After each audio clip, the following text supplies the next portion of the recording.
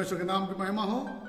आज शाम के समय इस प्रकार इस माध्यम के जरिए बाइबल स्टडी के लिए आने के लिए प्रभु ने हमारे जीवन में एक और अवसर प्रदान किया। मैं प्रभु को धन्यवाद देता हूँ। आज जो बातें इंट्रोडक्शन के रूप में मैं जो सिखाना चाहता हूँ, ये सारे बात बाइबल में आपको नहीं मिलेगा, क्योंकि आज का हमारा Bible study introduction to Bible है, बाइबल का एक परिचय है। इसलिए जो भी बात मैं आज कहना चाहता हूं उसमें से 99.9% जो बात बाइबल में हमें नहीं मिलेगा, क्योंकि बाइबल के बारे में हम आज सीखने जा रहे हैं। बाइबल क्या है और कैसे आया है, इसके पीछे कौन कौन कार्य किए, सारे बातों को हम आज शाम के समय बाइबल स्टडी के रूप में हम देखेंगे। बाइबल एक ऐसा पुस्तक है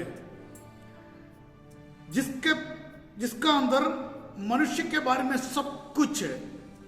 आज तक ऐसा एक पुस्तक इस दुनिया में नहीं लिखा है जो जीव जंतु का उत्पत्ति के बारे में कहते हैं, मनुष्य को उत्पत्ति के बारे में, और हमारे देश में हम जितने जीव जंतु, पशु, जानवर, पक्षी, मछली, इस सारे बातों को देखते हैं कैसा उत्पन्न हो गया, इसके बारे में कोई भी पुस्तक हमें एक अच्छा एक्सप्लेनेशन नहीं देते हैं। हम सब स्कूल में डार्विन थियरी पढ़े हैं, लेकिन एक बात मालूम है, बाइबल अच्छी रीति से हमें सिखाते हैं परमेश्वर सारे जीव जंतु, वृक्ष, पक्षी सबको क्रिएट किया, सृष्टि किया। सृष्टि करने के बाद परमेश्वर ने ऐसा आज्ञा दिया, हर एक जीव जंतु उसका बच्चे को और उसी तरह का प्राणी को, जीव जंतु को जन्म दे। ऐसा कोई पुस्तक हमारे जीवन में और हमारे देश में, विश्व में नहीं है जो इस सारे बातों के बारे में एक अच्छा एक्सप्लेनेशन हमें देते हैं। इसके बारे में कहने से पहले मैं एक बात कहना चाहता हूं। बाइबल एक ऐसा पुस्तक है जो लाखों सदाओं को सामना कर आज भी हमारे सामने, हमारे हाथ में और हमारे बीच में, हमारे आत्मिक जीवन के लिए हमारे पास है। बाइबल एक ऐसा पुस्तक है जो हजारों लाखों रुकावटों को सामना कर काफी लोग, काफी राजा लोग, काफी सम्राट इस पुस्तक को इस दुनिया से पूर्ण रीति से निकालने की कोशिश किया। आप शायद जानते होंगे रोमन एम्पायर डायक्लिशियन के बारे में। डायक्लिशियन AD 300 में रोमन साम्राज्य का सम्राट था। उसने कोशिश किया कि पूरा दुनिया से बाइबल को संपूर्ण रीति से निकालने के लिए, लेकिन कुछ साल पहले वो इस दुनिया को छोड़कर चले गया। वो काफी हजारों लाखों बाइबल का कॉपी, बाइबल का प्रति आग में डालकर जला दिया। लेकिन परमेश्वर को अपने वचन के बारे में एक योजना है। परमेश्वर का वचन सर्वदा स्वर्ग में और पृथ्वी में रहने वाला वचन है। इसलिए परमेश्वर अपना लोगों के साथ वचन सुरक्षित रखा। आगे हमें मालूम है, आप सब लोग जानते हैं एक विशेष व्यक्ति को जो फ्रेंच का एक पॉलिटिकल लीडर था। आप जानते होंगे कम्युनिस्ट लीडर था वोल्टेयर। वोल्टेयर एक बार इस प्रकार कहा, 100 साल के अंदर पूरा बाइबल इस दुनिया से दूर हो जाएगा। बाइबल और मसीही लोग सिर्फ आज से 100 साल तक इस दुनिया में रहेगा। 100 साल के बाद बाइबल का एक भी प्रति कॉपी इस दुनिया में नहीं रहेगा। लेकिन हमें मालूम है उसके कहने के पश्चात 50 साल के बाद वोल्टेयर इस दुनिया से चले गया। 100 साल के अंदर हम जानते हैं, 100 साल के अंदर जेनीवा बाइबल सोसाइटी उनका घर और पैलेस पूरा मोल लेकर खरीद कर वहां पे बाइबल्स का प्रोडक्शन करना शुरू किया। आज भी वॉल्टेयर का घर से लाखों, हजारों और लाखों बाइबल का प्रति का प्रिंटिंग हो रहा है, क्योंकि वजन में इस प्रकार लिखा है, मरकुस ने समझा उसका 13 का 13 में इस प्रकार लिखा है, आकाश और पृथ्वी टल जाएगा परंतु मेरी बातें कभी ना टलेंगे। मेरी बातें कभी ना टलेंगे। वजन परमेश्वर का ओर से आया हुआ है।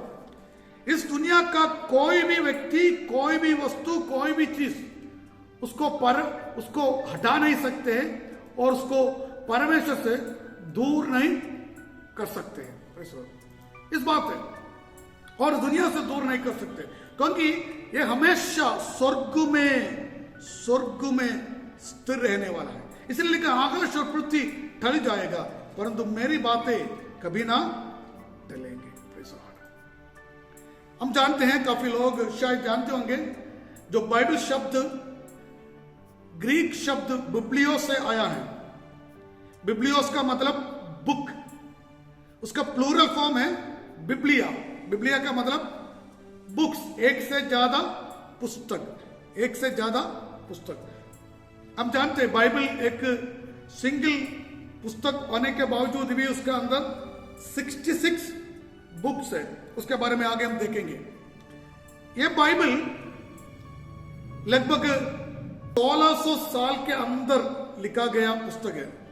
मुझे मालूम है आपसे कितने लोग इसके पहले इस बात को जानते हैं। 1600 साल मतलब इसका पहला लेखक मूसा है। जब मूसा लिखने के समय ये BC 1500 में मूसा पहला पुस्तक लिखा। उसके बाद 1600 साल के पश्चात 1600 ईयर्स के बाद आखिरी लेखक, उसका नाम क्या है? यूहन्ना, प्रेरित यूहन्ना, द प्रकाशित वाक्य लिखा है। 1600 साल के बाद 1600 ईयर्स के बाद आखिरी लेखक जन्म लिया और आखिरी पुस्तक लिखा गया। इन दोनों को कभी देखा नहीं। बाइबल लगभग 40 लोग के द्वारा लिखा गया है। 40 लोग हमें मालूम। उसमें स्टार्टिंग से मूसा होते हैं, जोशुआ होते हैं, अय्यूब होते हैं, एज्रा होते हैं, नहम्याह होते हैं और काफी लोग हैं। उसमें से कुछ लोग भेड़ों को चराने वाले लोग थे, शेपर्ड्स थे, चरवाहा लोग। कुछ लोग चरवाहा थे। दाऊद पहले चरवाहा था, उसके बाद राजा बना। उसमें आज का हमारा भाषा में कहा तो IAS लोग भी थे, दानियल के समान। उसमें गवर्नर्स भी थे, नहम्याह के समान। उसमें खेतीबाड़ी करने वाले लोग भी थे, आमोस के समान। अलग अलग प्रकार के लोग उसमें राजा भी थे, भविष्यवक्ता लोग भी थे, याजक लोग भी थे। अलग अलग प्रकार के लोग अलग अलग सर्कमस्टांसेस में, परिस्थिति में जन्म लिया वो लोग। इसमें से काफी लोग आपस में नहीं मिले, बहुत कम लोग आपस में मिले। कुछ लोग जब कारागृह में था, जब पौलुस के समान कारागृह में बैठते हुए लिखा है। कुछ लोग लूका के समान, कुछ लोग जब यात्रा कर रहा था, यात्रा के समय में लिखा। कुछ लोग बेंती ग्रहण में, पुराना नियम में भी बेंती ग्रहण की अवस्था में। कुछ लोग मरुभूमि में रहते हुए लिखा, कुछ लोग जंगल में रहते हुए लिखा। अलग अलग समय पर, अलग अलग जगह में, अलग अलग घर में होते हुए, अलग अलग भाषा का इस्तेमाल करते हुए लिखा। लेकिन मैंने बोला पहला लेखक मूसा के मृत्यु के बाद लगभग 1500 साल के बाद, 1500 ईयर्स के बाद आखिरी लेखक यूहन्ना का जन्म हुआ। लेकिन मेरा कहने का मतलब यही है, आज हम 4 लोग 4 जगह में, आज हमारे भारत का 4 स्टेट्स में, राज्य में बैठकर एक व्यक्ति के बारे लिखने के लिए हमें मिला, तो उसका परिणाम 4 प्रकार का होगा। लेकिन 1600 साल के अंदर लिखा गया इस पुस्तक का थीम एक है, एक ही थीम है। उसमें से मैं आगे बढ़कर हम बताऊं कितना बाइबल वर्ड्स है कर इतना वर्ड्स, इतना पुस्तक, इतना चैप्टर्स होने के बावजूद भी एक भी वर्ड्स, एक भी आयत, बाकी कोई भी आयत के साथ कॉन्ट्रडिक्शन नहीं हो रहा, क्योंकि इसका मेन लेखक अभी भी जिंदा है, जो पवित्र आत्मा है, वो परमेश्वर है। लेकिन 1600 साल के अंदर लिखा गया 66 बुक के अंदर कोई भी कॉन्ट्रडिक्शन नहीं है। ये सारे बुक का थीम एक है, वो क्या है? यीशु मसीह, यीशु मसीह है। मैंने बताया ये बाइबल कंटेन 66 बुक्स, 66 बुक्स। ये 66 बुक्स दो भाग में डिवाइड किया है, old testament and new testament. Old testament and new testament. Bible कभी भी पुराना नहीं है, लेकिन हमारा जानकारी के लिए ओल्ड टेस्टामेंट और न्यू टेस्टामेंट। टेस्टामेंट का मतलब कवनेंट, कवनेंट का मतलब वाजा, वाजा, पुराना वाजा और नया वाजा। ओल्ड टेस्टामेंट और न्यू टेस्टामेंट। ओल्ड टेस्टामेंट में 39 बुक्स है, न्यू टेस्टामेंट में 27 बुक्स है। आप सब लोग इसको याद रखना है। याद रखने के लिए एक छोटा सा शॉर्टकट टिप है। ओल्ड इंग्लिश में ओल्ड लिखने में 3 लेटर्स है, 3 हो गया। टेस्टामेंट में 9 लेटर्स है, 3 and 9 39। 9 में न्यू में 3 लेटर है, और टेस्टामेंट में 9 लेटर है। 3 into 9 27। ओके, पूरा मिला के 66 बुक्स है। आगे बढ़कर कल या आने वाले दिनों में मैं बताऊंगा, कैथोलिक बुक्स में इससे ज्यादा बुक्स है, 15, लगभग 15 बुक्स और ज्यादा है। उसको हम अपोक्रिफा कहते हैं। अपोक्रिफा का मतलब क्या है? क्यों हम उस अपोक्रिफा बुक्स अंगीकार नहीं करते, हमारा बाइबल के साथ क्यों ज्वाइन क्यों नहीं किया है, इस बातों के बारे में आने वाले दिनों में मैं आपको बताऊंगा। Praise Lord. Languages used to write the Bible. Bible लिखने के लिए कौन कौन सा लैंग्वेज, भाषा इस्तेमाल किया है? ओल्ड टेस्टामेंट में 2 लैंग्वेज इस्तेमाल किया, 2 भाषा इस्तेमाल किया है। एक हिब्रू, दूसरा अरामिक। लगभग ज्यादातर भाग हिब्रू भाषा में लिखा गया है। उसमें से छोटा सा लगभग 268 वर्ड्स सिर्फ अरामिक में है। कुछ भाग, कुछ चैप्टर, कुछ पोर्शन अरामिक भाषा में है, वो हम देखते हैं। इज़रा का पुस्तक 4 अध्याय का 8वां आयत से लेकर 6 अध्याय का 18वां आयत तक अरामिक भाषा में है। 7वां अध्याय का 12वां आयत से लेकर 26 आयत तक अरामिक भाषा में है। दानियल का पुस्तक 2 अध्याय का आयत 4 का बी सेक्शन से, मतलब सेकंड भाग से, एक आयत का दूसरा भाग से 7वां अध्याय का 28वां आयत तक अरामिक भाषा में है। यिर्मयाह का पुस्तक में एक ही वर्ड्स, एक ही आयत अरामिक में है, वो यिर्मयाह 10 का 11वां आयत है। नया नियम में पूरा नया नियम ग्रीक में लिखा गया है, लेकिन यीशु मसीह के समय में यीशु मसीह और उनके चेले लोग अरामिक भाषा बोलते थे। नया नियम में काफी वर्ड्स अरामिक से ग्रीक में ट्रांसलिटरेट किए हैं, ट्रांसलेशन नहीं है, ट्रांसलिटरेट किया है, जो यीशु मसीह का शब्द है। यीशु मसीह अरामिक भाषा में बातें करता था। अरामिक भाषा ज्यादातर हिब्रू से कनेक्टेड था, हिब्रू भाषा के समान था। एक और बार मैं कहना चाहता हूं, बाइबल में 3 भाषा इस्तेमाल किया है। अधिकतर ओल्ड टेस्टामेंट में हिब्रू भाषा, कुछ चैप्टर्स अरामिक में है, न्यू टेस्टामेंट पूरा ग्रीक में है। 250 BC में हिब्रू भाषा में लिखा गया 39 बुक्स ग्रीक में ट्रांसलेट करना पड़ा, क्योंकि हमें मालूम है हिब्रू लोग अलग अलग देश में पाया जाता था।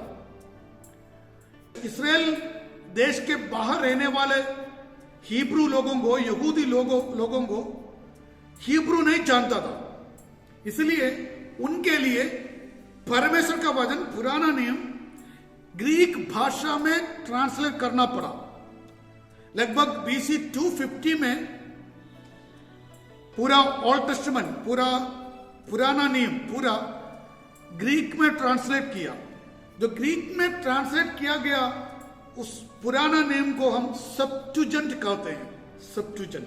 सेप्टुजेंट का मतलब Hebrew Bible in Greek language, Greek भाषा में लिखा गया हिब्रू बाइबल और Greek translation of Hebrew Bible. एक और बार कहना चाहता हूं, बीसी 250 में पूरा 39 बुक्स और पुराना नियम का पूरा 39 बुक्स ग्रीक भाषा में ट्रांसलेट किया गया, उसका नाम है सेप्टुजेंट।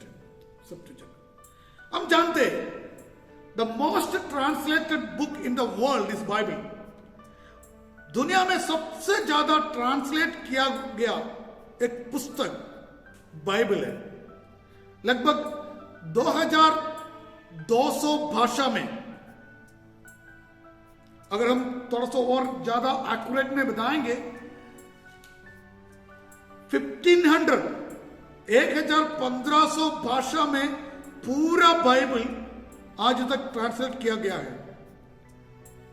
लगभग 700 और भाषा में कुछ portion of the Bible translate किया गया है।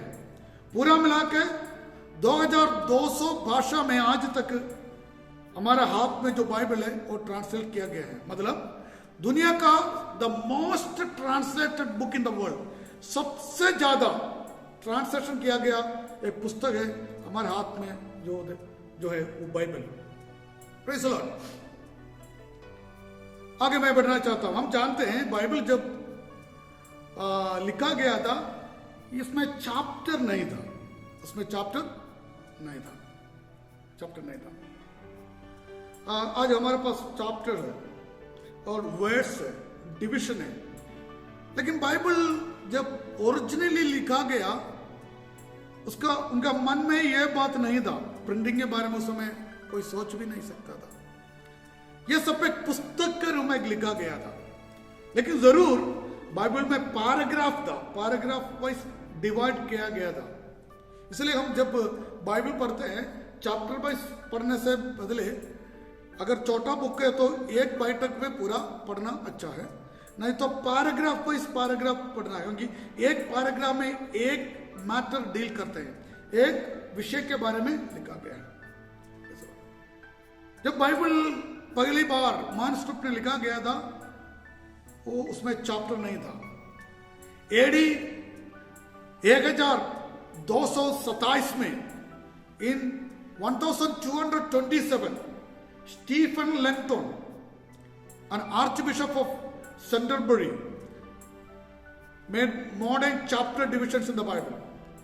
पहली बार जो व्यक्ति बाइबल का पुस्तक को चैप्टर वाइज डिवाइड किया हुआ और चैप्टर में विभाजित किया हुआ जो व्यक्ति है, आर्च बिशप ऑफ सेंटरबरी, उसका नाम है स्टीफन लैंगटन। आपको स्क्रीन में आप देख सकते हैं।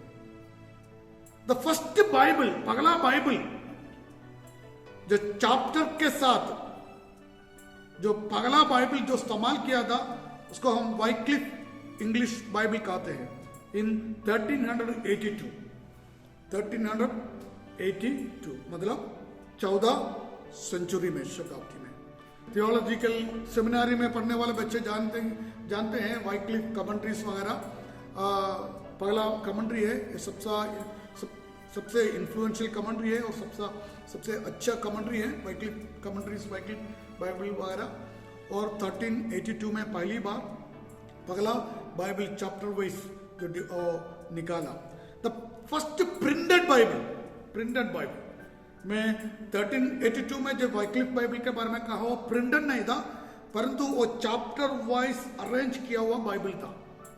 लेकिन first printed Bible it was in 1560, 16 शताब्दी में, 16th सेंचुरी में।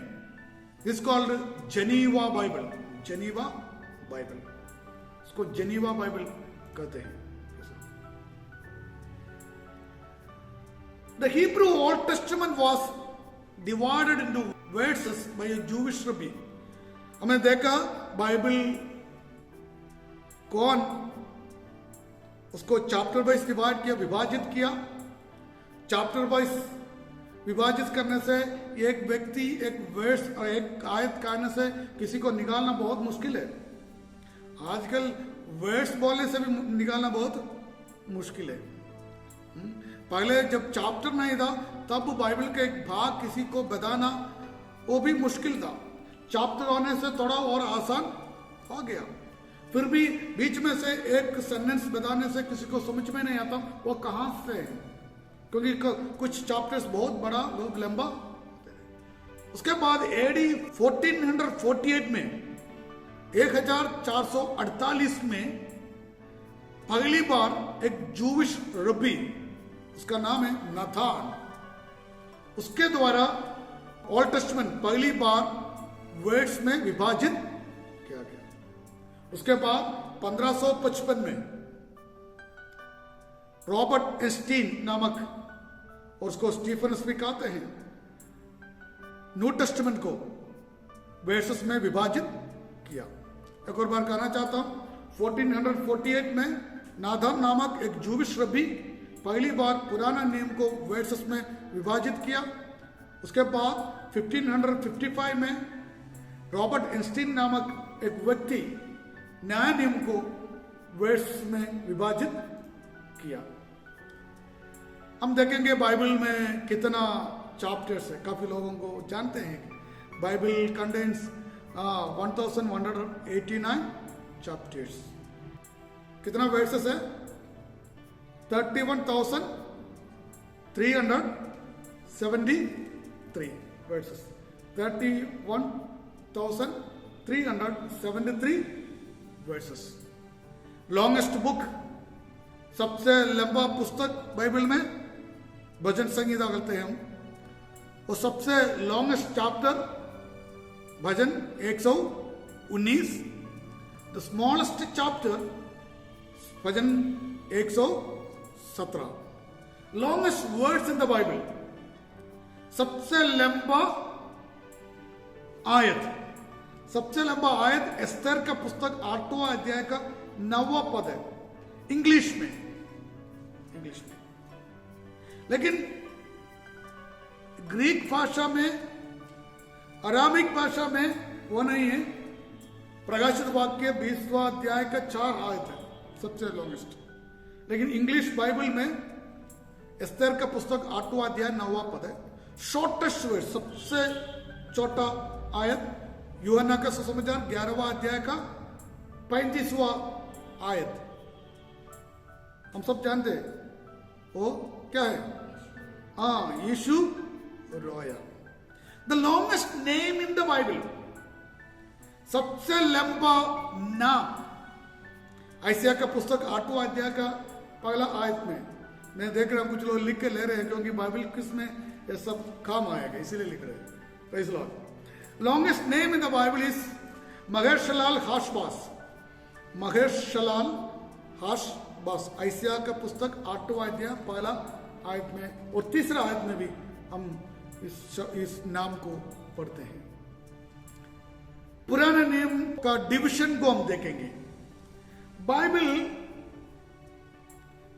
Is divided into many divisions. पुराना नियम भी कुछ भाग में डिवाइड किया गया है, सबसे पहला 5 पुस्तकों को हम इस प्रकार कहते हैं पेंटाटुक और द लॉ। पेंटाटुक कहते हैं। ये 5 पुस्तक मूसा के द्वारा लिखा गया पुस्तक है। उत्पत्ति, निर्गमन, लेवीय व्यवस्था, गिनती और व्यवस्था विवरण। ये 5 पुस्तकों को हम पेंटाटुक कहते हैं। वो पहला डिवीजन है बाइबल का। दूसरा डिवीजन हिस्टोरिकल बुक्स है, इतिहास का पुस्तक है। इतिहास का पुस्तक 12 पुस्तक है लगभग। यहोशू, न्यायों का पुस्तक, रूत, पहला शमूएल, दूसरा शमूएल, पहला राजाओं, दूसरा राजाओं, पहला इतिहास, दूसरा इतिहास, एज्रा, नेहम्या, एस्तेर। 12 पुस्तक वो हिस्टोरिकल बुक्स है। हिस्टोरिकल मतलब इतिहास लिखा गया है। पूरा राजाओं का, न्यायों का, इसराइल लोगों का पूरा इतिहास लिखा गया है। इसमें हिस्टोरिकल बुक कहते हैं। और उसके बाद 5 पुस्तक है जो पोएट्री है, कविता भाषा में लिखा गया है। अयूब, भजन संहिता, नीति वचन, स्वभावोपदेशक, श्रेष्ठ गीत, पोएट्री बुक्स कहते हैं इसको। उसके बाद प्रोफेटिकल बुक्स है। प्रोफेटिकल बुक्स मीन्स भविष्यवक्ताओं का पुस्तक और भविष्यवाणियां। भविष्यवक्ताओं का पुस्तक जो प्रोफेटिकल बुक्स 2 भाग में विभाजित किया है। 2 भाग में, एक भाग को कहते हैं मेजर प्रोफेटिकल बुक्स, दूसरा को कहते हैं माइनर प्रोफेटिकल बुक्स। एक भाग को मेजर प्रोफेटिकल बुक्स कहते हैं, दूसरा माइनर प्रोफेटिकल बुक कहते हैं। मेजर प्रोफेटिकल बुक्स में यशायाह, यिर्मयाह, विलाप गीत, यहेजकेल और दानियल। माइनर प्रोफेट्स में होशिया, जोवेल, आमोस, अबद्दा, योना, मीका, नहूम, हबक्कुक, सबन्या, हगाय, सकरिया, मलाकी। यह है पुराने नियम का बुक्स का जो डिविजन। हम एक और बार देखेंगे। पुराने नियम का पुस्तक डिवाइड किया गया है। पहला पेंटाटुक, उसमें 5 बुक्स है। दूसरा हिस्टोरिकल बुक, इतिहास का पुस्तक। तीसरा पोएट्री, कविता पुस्तक। और 14 प्रोफेटिकल बुक्स, उसमें 17 बुक्स है। डिविजन्स ऑफ न्यू टेस्टामेंट, नया नियम पुस्तक का डिविजन्स। नया नियम पुस्तक का पहला डिवीजन है सुसमाचार, गॉस्पेल्स। 4 गॉस्पेल्स है, मत्ती, मार्क, लूक, यूहन्ना। गॉस्पेल्स पहला डिवीजन है, गॉस्पेल्स, मत्ती, मार्क, लूक, यूहन्ना। उसके बाद एक हिस्टोरिकल बुक है, इतिहास। पहला डिवीजन है गॉस्पेल्स, 4 पुस्तक है। दूसरा डिवीजन है हिस्टोरिकल बुक, इतिहास का पुस्तक। और तीसरा डिवीजन है एपिस्टल्स, पत्रियां। पत्रियां 2 भाग में डिवाइड कर सकते हैं। पौलाई लेटर्स, पौलुस के द्वारा लिखा गया पत्री, 14 पत्रियां हैं। रोमियों का पत्री, कुरिन्थियों का पत्री, एक दूसरा गलातियों का पत्री, एफेसियों का पत्री, फिलिपियों का पत्री, कोलोसियों का पत्री, पहला दूसरा थेसलोनियंस का पत्री, पहला दूसरा तीमोथी का पत्री, टाइटस, फिलेमोन। मैं पर्सनली विश्वास करता हूँ हिब्रूस, इब्रानियों का पत्र भी पौलुस के द्वारा लिखा गया है। ये मेरा पर्सनल स्टडी के बाद मैं पर्सनली विश्वास करता हूँ, इसलिए मैं उसमें वो भी जोड़ दिया है। दूसरा बोलते हैं general epistle. General epistle means बाकी लोग, जनरल लिखा गया। याकूब, जेम्स, याकूब का पत्री, पहला दूसरा पत्रोस का पत्री। पत्रोस हम जानते हैं प्रेरित है, यीशु मसीह के साथ जो चेले थे, प्रेरित पत्रोस के द्वारा लिखा गया है। यूहन्ना, जो प्रेरित यूहन्ना, जिन्होंने सुसमाचार भी लिखा और प्रकाशित वाक्य पुस्तक भी लिखा, उनके द्वारा 3 पत्रियां लिखा गया है। और उसके बाद यूदा के पुस्तक है। यूदा के बारे में हम जानते हैं, ये प्रेरित यूदा नहीं है, ये यीशु मसीह का हाफ ब्रदर है, यीशु मसीह का भाई है, हाफ भाई है यूदा। उनके द्वारा लिखा गया पुस्तक है यूदा। आखिरी डिवीजन है प्रोफेसी और भविष्यवाणी की पुस्तक और रेवलेशन, प्रकाशित वाक्य का पुस्तक। इस प्रकार हमारा बाइबल पुराने नियम और नया नियम 4 भाग में विभाजित है। 4 भाग में विभाजित है। ये आज का बाइबल का एक नॉर्मल इंट्रोडक्शन। हम जानते हैं ऐसा एक पुस्तक, इसको मिरेकल बुक कहते हैं लोग, महान लोग इसको मिरेकल बुक कहते हैं। आज भी दुनिया का सबसे बेस्ट सेलर बाइबल है।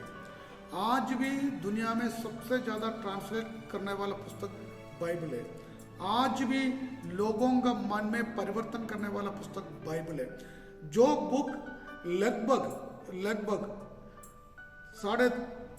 3,500 साल के पहले, आज के डेट में हम अगर हम देखा जाए तो 3,500